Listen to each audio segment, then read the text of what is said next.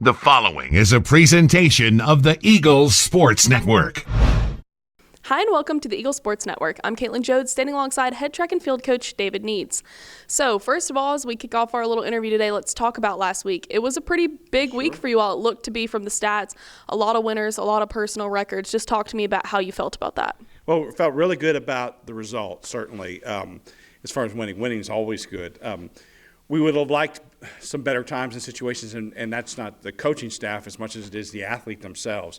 And distances, but for all the personal records, I mean, you just get really excited because what you're seeing is that athlete at the best that they've ever been. And so the more that we can continue to do that, the better we're going to be as a team because we're on the upswing. And so to win so many events in a primarily Division I meet, it really says a lot about the level of our athletes. And I've talked to some of the coaches that were at that meeting, just how thoroughly impressed they were, not just with the quality of their performances, but even the quality of character of our athletes. And as a head coach, that makes me feel wonderful. I know that as a team, you all seem really close. It seems like everyone's very supportive of each other. Last week, you mentioned how appreciative you are of your staff and also the athletic trainers who would travel with you. Talk to me about what it means to have such a strong community around Carson-Newman track and field. So as a track coach, one of the things that we want to do is we do want to build a community. That was a great word that you used. And so because track and field involves athletes, in football you can play at 90%, in baseball, basketball you can play at 90% and still be effective. In track you can't be, so you have to be at 100%. And so if you're not at 100%, that involves a lot of care from people from Hayden to Dr. Reagan and others that are involved in the rehab of our athletes, to our coaches that are crafting practice schedules so that our athletes can not get injured but get better, to Lauren and the treasurer's office and just all the people that are involved in what our overall success is. So we have to create a community, right? And we don't ever perform at home, so we always have to go on the road every week. And so you have to get from point A to point B. So somebody like Olivia Blakely that's planning out our trips, to Marley Baker, who's making sure that the pole vaults get to the meet, and then coaches like Austin and Witt that teach at other schools and have to get here and develop a plan, and then Chris and Kieran who are with me every step of the way. When you have a community of coaches and support staff that work together like that, you can get 70 athletes to a meet to compete and have them perform at their very best. So I know that up next is the Catamount Classic, and you're kind of giving some of your athletes a break. Just talk to me about who you're bringing, why you've made those decisions as we head into this week. Well, it's been a long, long year, right? So we've been going since August with a little break at Christmas.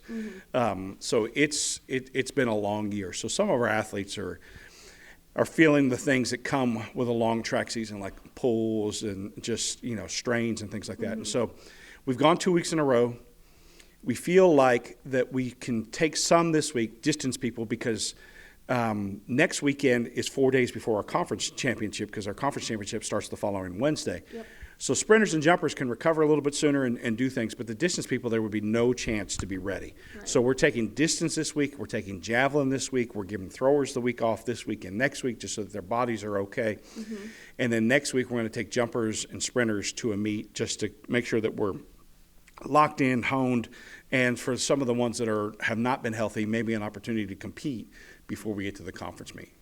Awesome. So talk to me a little bit, if you know kind of what your competition is looking like at the Catamount Classic. I don't recall writing about this previously, so I'm not sure when the last time you were over there. Talk to me about what you're expecting out of the competition and out of your own team. So last time was probably like 2017, 2018 is the last time we went.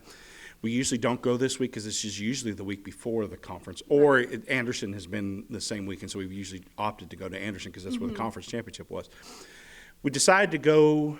And then, it's primarily Division I, a lot of whom the teams we saw last week, the ETSUs and Western Carolinas and Asheville's and Radford and people like that. So we get to see a lot of Division I competition, but there will be teams like Mars Hill and Tusculum and others that will be from our conference that will be there. It's a 2-day meet, and our goal really is to hone in on those things. We had such a breakthrough with our javelin crew last week that we had a bunch of PRs. We had a bunch of things that we were trying to do. There's a lot of things we need to do better. But we wanted to go to a meet again where we could get the maximum amount of athletes to participate. And so we're hoping that this week is another breakthrough week, and then we can rest this group and really turn the engine on for a lot of the other ones the following week. Awesome. Well, we wish you the best of luck Thank as you. you travel, and thank you all for tuning in to the Eagle Sports Network.